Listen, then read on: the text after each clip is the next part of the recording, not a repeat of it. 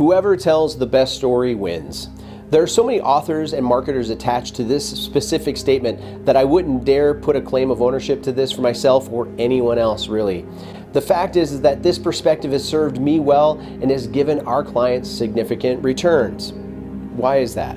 Well, because people care more about your motivation and the story behind the products and services that you provide about as much as they care about the services themselves. In an article published by Harvard Business Review, they note that an emotional connection matters more than customer satisfaction. Now, this is where the power of the story ends up in a very unlikely place with a determined leader to take the risks. Welcome to the Level Up Leader podcast. I am your host, Michael King. I'm an executive coach and founder of Teams.Coach. I work with C-level leaders to clarify and expand the vision, elevate performance, and elevate their leadership. On today's podcast, I am joined by Malorie Maddox. Malorie is the Chief Marketing Communications and Strategy Officer for Blue Cross Blue Shield of Nebraska. She has an extensive history as a reporter for a regional TV station in Omaha. So when the opportunity came knocking for her to make a career shift, it was a huge one, not only for her, but she has been able to build a great culture and also shift operational norms to match up with some of her storytelling convictions that she has honed for decades. Now, on top of this, Malorie lost her husband after a long battle with cancer just 5 weeks before this interview was recorded. Thank you, Malorie, for making time for me. It's really meaningful. So everybody, please give your attention and welcome Malorie Maddox to the Level Up Leader podcast.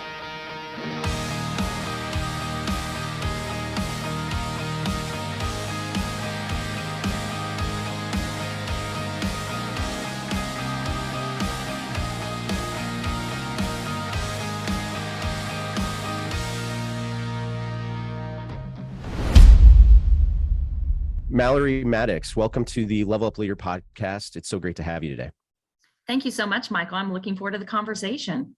Well, as we kind of get going on, you and I, we've chatted a little bit in our pre-show conversation. You have a very, very interesting history, and you've made some pretty big transition shifts and things like that. Why don't you tell us a little bit about yourself? What makes you tick? I started out a farm girl, so I grew up with an incredible work ethic from a very young age, and I've always been driven by being successful at work, actually, I think it started more in elementary school. I still keep in contact with two of my elementary school teachers because they were mentors to me from such an early age. So I think as you move through your career, I got a great piece of advice from my aunt a long time ago, and she said, pick up people and put them in your pocket and carry them with you. They become your army. And so I started out at University of Kansas, a Jayhawk, and was going to school to go to pre-law, and then completely switched careers and decided to be a broadcast journalist. And what I loved about it was something new every day. And I just truly believe in the power of a story. I grew up watching news in my family. My mother watched every ounce of the Oliver North trial. I remember watching extensive coverage of the O.J. Simpson trial and, really being inundated with those long stories and those investigative stories that you started at the beginning and you watched it come to fruition. And so I was fascinated by that. I ended up getting hired out of my fourth unpaid internship. I had to go back to all the internships at KAKE TV in Wichita, Kansas. And at the time I was hired there, I got to work with the best journalists I've ever met. And to this day, they all have huge careers and they're all over the United States. And I'm forever grateful that I got that learning experience from them because it forever shaped who I wanted to be as a journalist, and also the reminder that the story is king. It is never about yourself. And I think that is something that has transformed and translated across every single career I've had. When you're out in front of clients, keep in mind, it's about them. It's about your audience, and it's never about you. And so I was thankful to learn that lesson. I ended up in Joplin, Missouri for 4 years and then moved to Omaha to work for WOWT, fell in love with the city, fell in love here and got married here, and ended up working for WOWT for 13 and a half years with just a tremendous family. They're more than coworkers, they're family. And then about 5 years ago, got a call from Blue Cross Blue Shield. They were really looking to transform communications and their message externally out in the market. And I met an incredible leader, their new CEO, and I knew within 5 minutes of our interview, I was going to work for him. So I walked away from a 20-year career, and I'm still there today. That's incredible. We're gonna talk a little bit about your role is in communications and in marketing, and currently you serve as one of the VPs of communication. Is that right? I lead marketing and communications, and I'm also their chief strategy officer now. Yes. Fantastic. And that's so important, and amazing that you transitioned the way that you did. I love some of the things that you just mentioned too, as well. It reminds me of some big leadership principles that we lead from here. One of those being that whoever tells the best story always wins. And so I like that. I like that you, I even like the fact that Blue Cross Blue Shield got innovative and they started thinking outside the box of what they were going to do to reach their community in a different way. I love that. So tell me a little bit about, now you're the chief strategy officer. It's a long title, but yes, strategy is one of the departments. I'm not very good at corporate titles, Michael. That's one thing I've had to really learn, but my technical title is Chief Marketing Communications and Strategy Officer. So a little bit of everything. I like to fix things. That's what I like to do. I love it. So what type of team do you currently serve in your organization?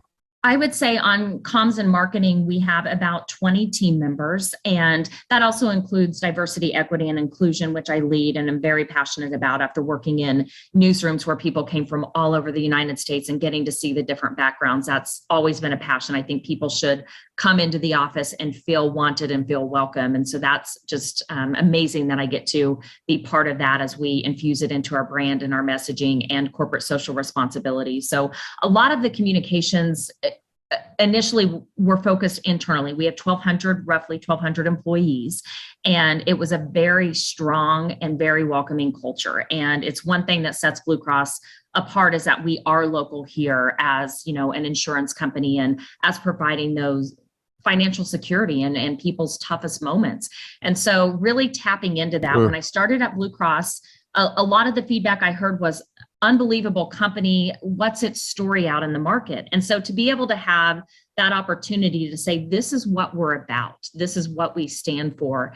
I wrote a commercial in my office at 1:30 in the afternoon on a Sunday. I love working on Sundays because it's really quiet and I feel like I can always get a lot done on that day. And I was just sitting there. I had worked out at the gym and thought, I'll try writing my first commercial. And so we ended up taking a more news-like lens, but featuring some of the remarkable stories and people I'd met along the 13 and a half years here in Omaha. And so we featured Grant, who's my neighbor and a 11-year-old champion weightlifter, which is awesome. And rare identical triplets, Charlotte, Sydney, and Savannah, I had met on their first day home from the hospital when I was back at WOWT. And Bob and Jerry, who we traveled out, to Greater Nebraska and sat on their front porch and interviewed them, and to a nurse who was pregnant and worked in the ICU during COVID. And you see these circumstances during a health pandemic. And it was just amazing to be able to tap into our real members. And the campaign we launched is called Thank You for Letting Us Be Part of Your Story. And we ended up having a full-blown campaign. We even have sweatshirts now with it that my entire family wears, which makes me really proud. But to be able to just take that real connection and remind all 1,200 of our employees, this is who we serve. This is why we do what we do. I think the most successful companies really never lose sight of their why. And so that's been really one of the biggest challenges, but also the most fun I've ever had in my career. And to see my team take it and really run with it, they've loved having this vision and being able to expand upon it. And some of the ideas they've come up with is just remarkable. And then I also lead government and association accounts, and I lead some of our largest ASO clients across the state, and then market solutions, which is all of our customer touch points, and then our product team and strategy as well. What an impactful and purposeful opportunity that you have there. I love, we talk about some of these things about, whatever you make visible are the things that you replicate. With you being this person now, you said on this Sunday afternoon, you find yourself, getting to this space where it's like, okay, I'm going to dial in, I'm going to actually write my first commercial. And then you go to a place to where it's like, I want to create something that's built out of meaningful moments. I love that. And I also love that you've taken these things. So, because vision, mission, and value, the only way that you're able to create culture within an organization is if you actually creating visible moments of the things that are most important to the leaders and to the organization and whatnot. What a phenomenal job you've done of taking these things that are actually value centric to you as a leader and to your organization, and then making sure that you've given them platforms and some cadence of visibility. So really well done. That's powerful. Really good. Well, thank you. I have to be honest with you. It was a humbling experience going through this. I got pushback from our ad agency, who necessarily didn't agree with the approach and felt like we should be safer and not do a minute-long spot, which is very rare to air, as I know, in the broadcast space. And, several points of pushback of maybe we should go this direction. And I give our CEO credit because he had his marketing degree, and he's probably my biggest challenge in presenting marketing ideas because he understands it. And he's been at the company for over 19 years. So he knows what we're about and how that should be portrayed.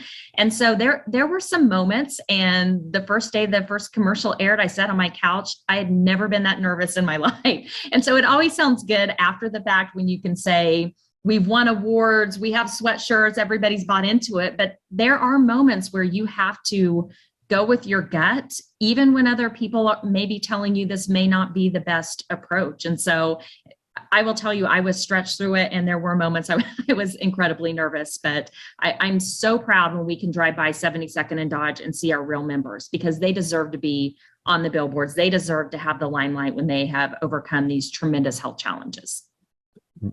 Amazing. What did you learn from that experience? I think just that reminder of gut instinct. The biggest mistakes I've made in my career, and we've all made mistakes, is when I didn't listen to it and kept trying to force it or didn't let it come to me. And I think that when you have those incredible gut instincts, you have to listen to them. I grew up volunteering in youth shelters and working with at-risk youth and students. And I saw some tremendous moments, and I learned so much. Also, being a waitress and a server for many years, I learned to watch people and to read that and to really listen to gut. And so the times I've gone against that are the times I've made the biggest mistakes in my career. One of the things that I've learned over the last, first and foremost, I think the marketplace is changing too, with the things that really work when it comes to how we communicate and how we serve our audience. The marketplace and the crowd, the communication audience, there's just this general feeling that they want to be attached to something. They want to belong to something, not just always be just the audience to be sold something. So I think that the way that you're kind of going about it, are you seeing a massive shift in how you communicate and how you serve the audience through marketing communication? Absolutely. And when you look at really, we have 4 different customers. Our members are just one of our customers. Others are group leaders, those businesses we work with, brokers. A lot of our business goes through brokers, and then providers. We have to really partner with the providers out in our community. And so I think through COVID, which obviously changed all of us, I don't know anyone who's emerged from the pandemic and said, nothing about my life changed, or my perspective didn't change, or I didn't face new challenges. And when I look at the group leaders and HR executives and HR, coworkers that we work with, they have more on their plate now than they have ever had. They're dealing with mental health challenges from their own employees, or keeping up morale in their organization, or, Michael, to your point, reminding their employees of their value and reminding their employees of their mission, and really ingraining that in them when they may not be in the building and have some of those more powerful moments that we're all used to. So I've seen a shift there. I've seen a shift back across many industries, back to good old-fashioned storytelling. I think there's always power in a story if it's authentic to your company or to who you are, because the moment it's not authentic or it's not really reflective of what you're about, people know it. They know it, they see it, they feel it. And so to me, that's been the biggest shift. I also think, and I learned this in news, and this isn't necessarily a positive, people's attention spans are not what they used to be. Our news stories went from being roughly a minute 30 down to, can you get that to 45 seconds? And it became harder and harder to tell those powerful stories in a shorter amount of time. And I had to work for years, and I still work every day to hone content and better substance into shorter periods of time. This works for PowerPoints too, when you're communicating to clients or to your team members or to leaders of your organization. Keep in mind, they know good substance. It takes a lot of work to get good substance into shorter period of times. But for the first year I was at Blue Cross, every PowerPoint brought to me, I would say, let's start by cutting it in half, and then we'll go from there. And that was alarming for many, because, we were used to really, really long PowerPoints and telling our story through data, and telling powerful data stories is challenging. But when you have the facts and the substance and the story wrapped around it, you win every time. One of the things that you just within that, I walked away from what you just told me, was just coming along the lines of, like, your audience is always sovereign. They're really, really smart. They know what they can connect with. They know what they don't. One of the things we've noticed as well is that people can quickly recognize the things that they don't belong to a lot faster than they can recognize the things that they do belong to. So by communicating, you outlined it so flawlessly, is that people are really, really quickly to connect, to disengage the things that they don't feel like are organic or are home base for them. So that's really good. Now, shifting on that just a little bit. So you mentioned the communication methodology and how you are making a bigger impact by making sure that you're adjusting, you're being flexible, you're being innovative. What are some of the best leadership tips that you have as far as when it comes to making an impact within your organization that you're currently using right now? One of the ideas I frankly stole from our CEO is to do a keep, start, stop list. And I remember he emailed his team and said, I would like 3 things that you want me to keep doing, 3 things you want me to stop doing, and 3 things you would like me to start doing. And I remember feeling that pressure. This is your leader asking you to be honest with them. And I can go back to that day of sitting in the executive room with, my peers, and our CEO being willing to share those things and bring them up and say, these are things I'm willing to work on. If you see me do this, call me out. And I thought that was such a brave way of opening up conversation. And so I tried it with my team. And the first time, apparently there were some instant messaging and chat, and they were all nervous and nobody knew what to do with it. And so I just went out there and said, let's all sit down and let me tell you why I'm doing this, and let's talk through it. I really want to know what's in your head. I really want you to share this honest feedback, and I do listen to you. And so they ended up all submitting them. And one of the common themes that came out is, let us do more of the work. Trust us with more of the work. And I was really surprised, because for so many years, and that was a shift for me at corporate. All of a sudden, I had this wonderful executive assistant. I had never had that. And my first year there, I can remember her saying to me, I'm here to help you. And asking for help was just so incredibly difficult, because in the newsroom, you were in a car with a photographer for sometimes 9 hours a day. And how you treated them was how your story would come out. And I always knew that. I would do the work. Wow. I would carry the tripods. I would do the work with them, because it was a partnership. I could land the best story, but if they didn't put passion and soul into writing it and editing it, it wouldn't have mattered at the end of the day. And so transitioning into the corporate world, it was very hard for me. I wanted to write everything, because I've written my entire life. And finally, one of them wrote, you've written more than any boss I've ever had. We're here to help you. And it was just this aha moment. And so we went out, we all had a conversation, and I said, what things would you like? And they started telling me. The other thing that really surprised me from that is they said, keep giving us direct feedback. We've never had anyone give us such direct feedback. And I didn't know how they would take that, because I had a lot of direct feedback in my career and got very used to it. And I can accept very tough feedback, because ours in the broadcast world was both the skills of your job, your writing, what stories you got, what the audience thinks of you, your scores. But then it was personal appearance, and sitting in a room with somebody critiquing your appearance, going shopping with you, telling you how to look, watching your facial expressions.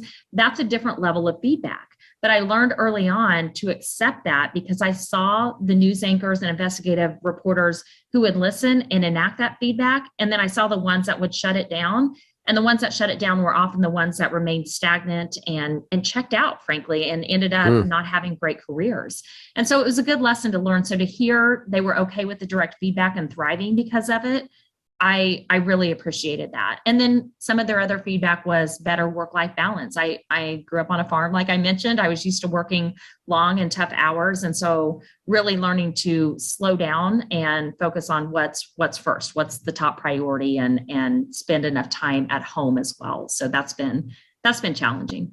The fact that you have a team that feels comfortable of saying, hey, these are the things that we like to see change, or here's some adaptations we like to see.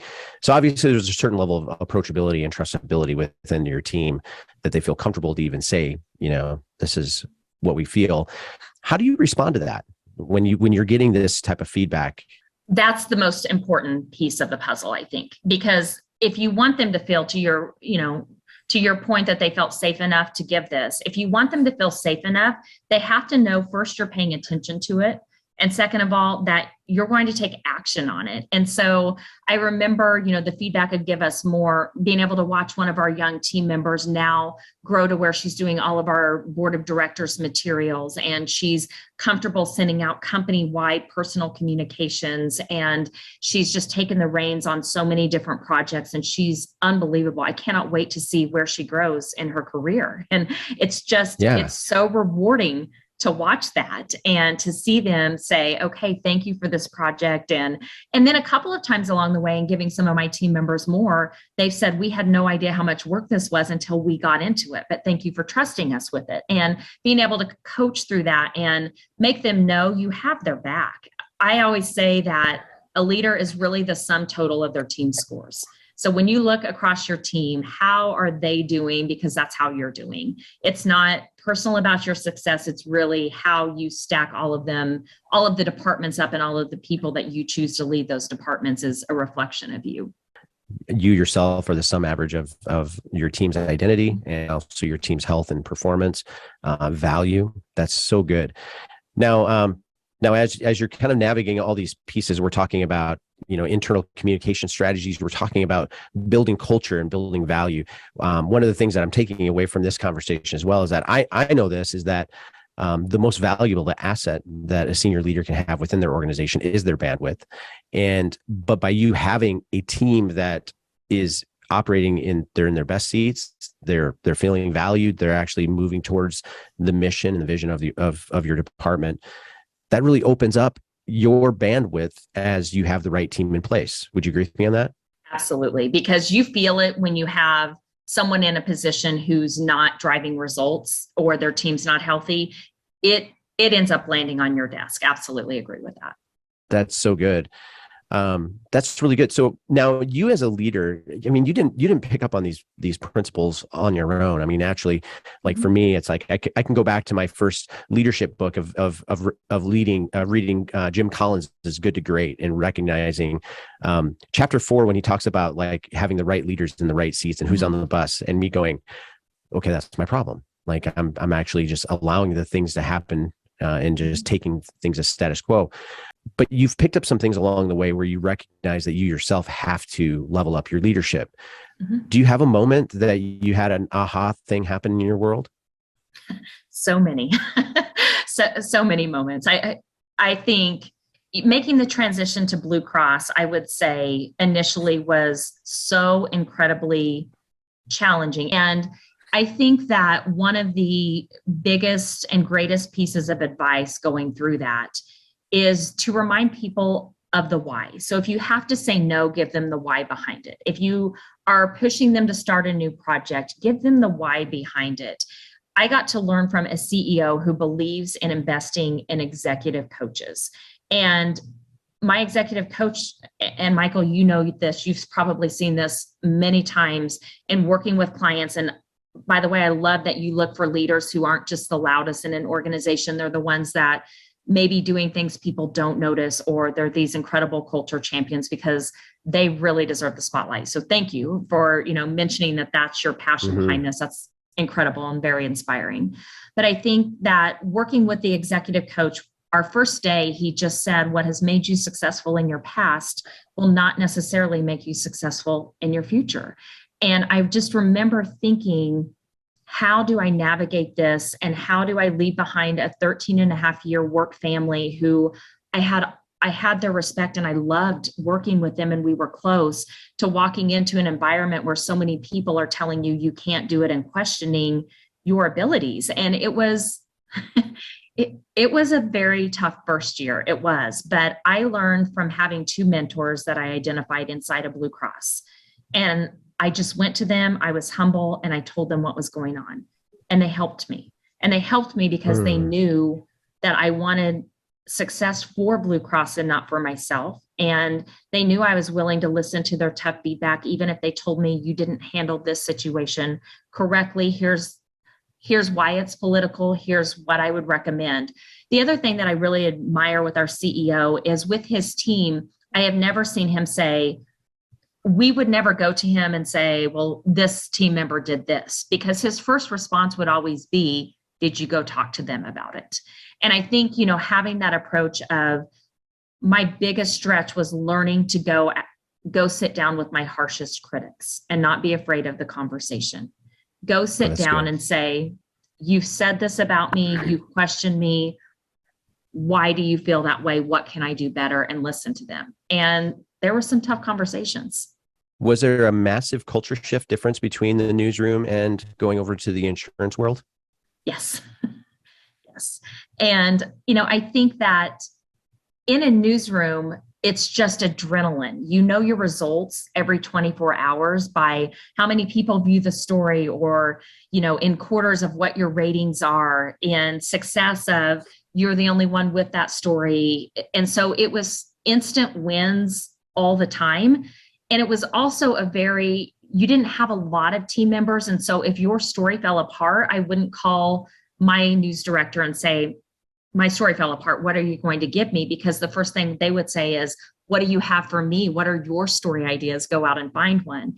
I think switching to Blue Cross, Blue Cross just had such a great reputation for so many years that they've earned and deserved. And they had their members at heart. But I think just being more external with that message and being okay focusing back on the customers and being able to take that message outside of our walls was probably the biggest switch.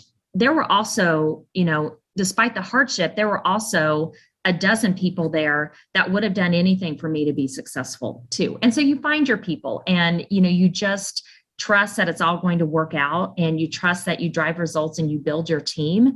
Others will, they'll want to be part of that, and they'll want to be part of that success, and they'll want to be part of a team that has winning results, but also that you sit down at a table and have a cup of coffee with and learn about them. And so, I think you learn more through the hard moments than you do the best moments, but maybe that's just because I've had quite a few hard moments over my career. You're mentioning just some hard moments.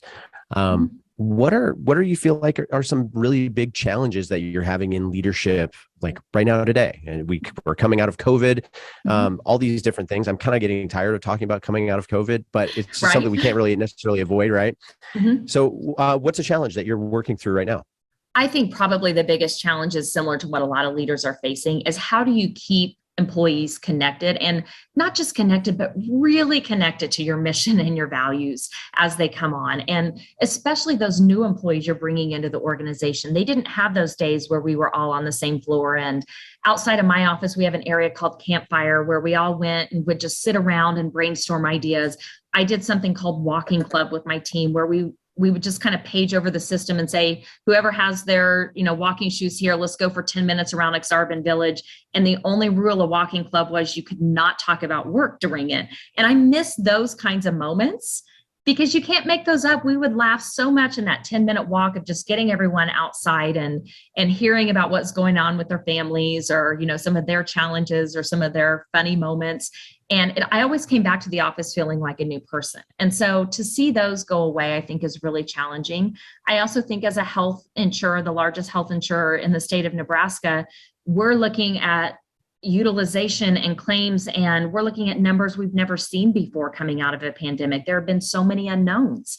And so navigating that with our customers and making sure we're doing everything we can to keep costs down and partner with providers and provide the best healthcare, because we all learned how important health is especially the past couple of years. And I think that that is our bigger mission across the state, and also serving Nebraskans who don't have insurance. We instituted flu shot clinics during the pandemic that remain today, that we offer to all families all over the state, whether or not they have insurance. We had families showing up and saying, this is the first time I've ever been able to get my child a flu shot or myself one. Those are the moments that matter and that people remember you for.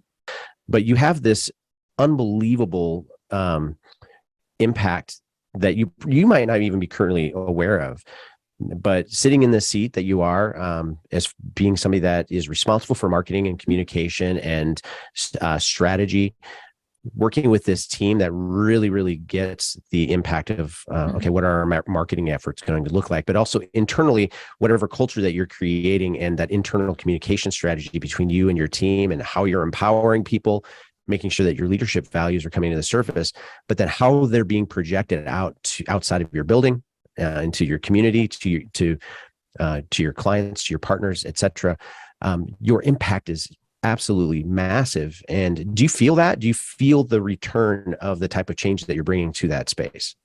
I think being in news, it was always what's coming next. And so when we start to see, by the time the results start rolling in on the last project, I'll be honest, I feel like my job is to say what's coming next and drive us to the next one. So I probably feel them less than my team does, but I know my team does. And I have seen them, especially with the Your Story campaign, circle back and say, here's our next iteration of ideas, and here's what we want to go, here's where we want to go with it, that we think will really have an impact. And I've seen them shift and think differently. I spend most of my time now out in front of our clients having direct conversations. So my biggest impact, I feel, is through Market Solutions, which is a department we created to make all of our customers' lives easier. Insurance is complicated. I'm not going to sit here and say it's ever going to be an easy process. It is heavily regulated. It is very siloed, and for a reason, because we have very unique departments that are pieces of the pie, but we can make it better for people. And so in the last year and a half, we developed a customer scorecard, and we developed a thematic goal and defining objectives, and we drove our company towards improving our customer scorecard. And the first year, we saw improvements across every single line of our customers. And then we just got our first piece of information back from one of our customer bases, and we saw our trust shoot even higher. I mean, we're talking a 19-point jump, and other things just grow up, ease of doing business. And so those are the moments I probably feel more, because I spend so much time out in front of our clients now. And I like to hear when you go through the insurance process, what that experience is. And I spent the last 2 years, and this is, personally impacted. I lost my husband to colon cancer, and we went through 15 months of 100 doctor's appointments and 16 rounds of chemo, 5 trips to the emergency room, hospice, the home health care, the whole 9 yards. And when you go through something that personal, it is a reminder of why I do what I do and why Blue Cross is so important to the state of Nebraska. And so I carry that journey with me now more than any journey I've ever carried, just because I got to have a very intense experience with the healthcare system. And I know the financial security it provided my family in a time that we were facing the hardest year and a half of our lives. And so I know that's our purpose. People want to feel financially protected when these things happen, because the stress of health diagnoses and the challenges when families face cancer or face life-changing diagnosis, it's very heavy. And so I'm proud that I get to be part of that for other families. First and foremost, too, is that I'm really sorry about your loss too of your husband. Wow. Thank you. You're really, really intelligent. You're smart. You're cognitive of like how your team is doing and how they feel. Your impact, you're just starting. I mean, the level of impact that you're actually going to have post-COVID, and even in this space right now, you're heading into the best seasons that you're ever going to have. And I think you're dialing in on some things that are just so meaningful when it comes to creating the right culture and amplifying the team. You're a good leader. You're a good person. And so credibility really matters when it comes to the type of position that you have. I want to make sure that our listeners have an opportunity to be able to network with you if they want to do that. How would you recommend that they connect with you? I think LinkedIn is really the only platform I'm still out there and somewhat active on. I ended up, when I left the public realm of my last job, ended up taking down those accounts. But I love LinkedIn and connecting. I've been able to meet a lot of strategy officers from all across the United States, a lot of marketers that have, ended up inviting me to coffee, or we have a Teams call. I love listening to other leaders and the challenges and the successes they have. I was able to attend a CMO Academy at one point, sponsored by Deloitte down in Texas. And I remember leaving so humbled, thinking, I have so much, so much to learn still, or so many more goals I want to accomplish when you get to see the best of the best in their field. And so always open to connecting with others. And LinkedIn, I think, is usually about the best way, or call me up Blue Cross. I'm available that way as well. All right. Fantastic. Thank you for making time for us and on the Level Up Leader podcast. And we'll make sure that we connect with you and we get all your information out and keep you up and posted on the things happening in your world. Okay. Michael, thanks for the interview and thank you for what you do. I can't wait to see your other stories. Thank you for joining us today on the Level Up Leader podcast.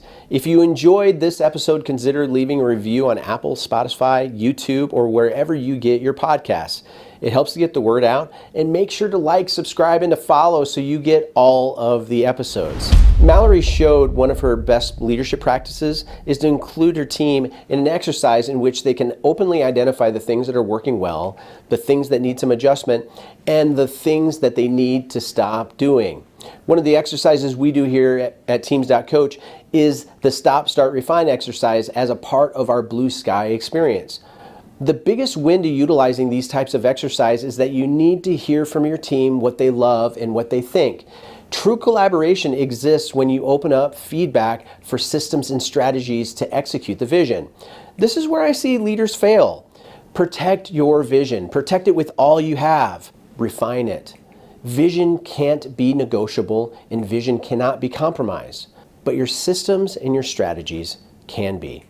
Open up your conversation with your team on the process it takes to produce the right results. A special thank you to our featured artist, Names Without Numbers, for allowing us to use their music. We decided we wanted to feature music that I produced as a music producer, so that is pretty cool. Thank you so much, guys. Now, to find out more about everything that we're up to, please check us out at www.teams.coach, and don't forget to join our Facebook group at www.teams.coach/levelupleaders.